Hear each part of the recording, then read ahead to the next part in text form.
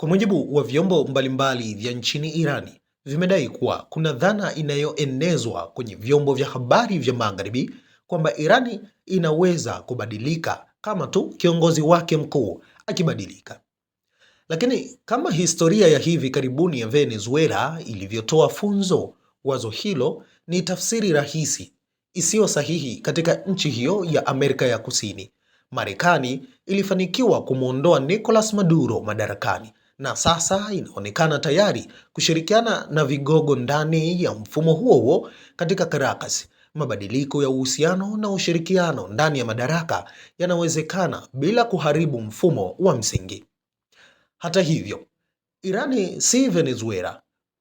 Kuangalia Teherani kwa mtazamo huo ni sawa na kupoteza taswira halisi ya muundo wa madaraka wa Jamhuri ya Kiislamu. Kwa zaidi ya miongo minne, Jamhuri ya Kiislamu imejibadilisha kutoka kwa theokrasia ya awali kuwa mashine tata ya kisiasa yenye msingi wa usalama na mafundisho ya kidini. Kitovu chake kipo ndani ya Islamic Revolutionary Guard Corps IRGC na mitandao yake ya kipekee.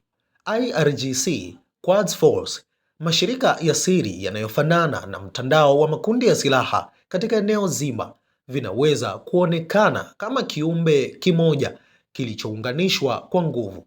Hii si zana tu ya mfumo, imeunganishwa na mfumo mzima kwa kiwango ambacho haiwezi kutenganishwa. Hata kuondoka kwa kiongozi mkuu wa Irani hakutabadilisha kiumbe hiki cha kisiasa. Ali Khamenei anaweza kuwakilisha Jamhuri ya Kiislamu, lakini serikali yenyewe inajumuisha maelfu ya wachezaji ndani ya Revolutionary Guards, mashirika ya usalama na mashirika yanayohusiana. Hii inaunda mtandao tata wa uhusiano, imani na maslahi yaliyofungwa kwa muda mrefu. Huu ni mtandao uliozaliwa na kuimarishwa kupitia uhusiano wa kijeshi na kisiasa na nguvu zinazolingana katika Iraq, Syria, Lebanoni, Yemen, Afghanistan na Pakistan, ukiwiana kwenye vita, mazungumzo na usimamizi wa mgogoro.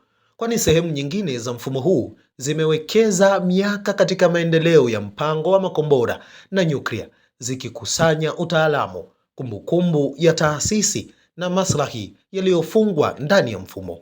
Irani imedai kuwa hali hii ina maana moja wazi, kuwa hatuwezi kutegemea mabadiliko ya kiongozi mmoja au kubadilisha uso wa mamlaka kuondoa changamoto kubwa. Mantiki ya mfumo huu iliyojengwa juu ya nguzo kadhaa za msingi: upanuzi wa programu ya nyuklia, maendeleo ya makombora na drones, uhifadhi na upanuzi wa mitandao ya mamlaka wa kikanda, na ufafanuzi wa utambulisho wa kisiasa kwa kupinga Marekani na Magharibi, haiwezi kushughulikiwa kama sera tu zinazoweza kubadilika. Hizi ni nguzo za kuishi kwa mfumo.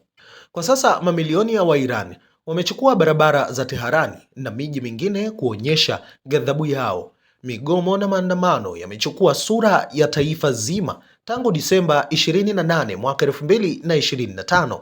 Kwa mujibu wa ripoti za moja kwa moja, huduma za mtandao zimesitishwa nchini kote, hatua ambayo inalenga kudhibiti mawasiliano na kudhoofisha maandamano.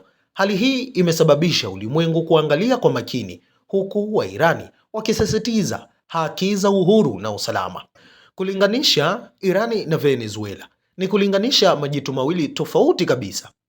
Mji wa Caracas unaweza kubadilisha uhusiano ndani ya mfumo bila kuharibu muundo Teherani. Kinyume chake, mfumo wenyewe ndio chanzo cha changamoto. Kubadilisha uso au kiongozi hakutatui mgongano huu. Irani imesema kuwa kwa Wairani na dunia nzima, tatizo la Jamhuri ya Kiislamu haliwezi kutatuliwa kwa kubadilisha nyuso. Suluhisho thabiti linaweza kuonekana tu pale mfumo huu utakapokuzwa na mpangilio tofauti kabisa, uliojengwa na wachezaji tofauti kabisa.